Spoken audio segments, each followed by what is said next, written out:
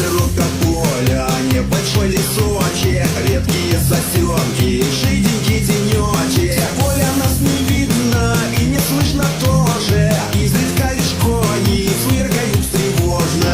Поля нас не видно и не слышно тоже, изредка лишь кони фыркают тревожно.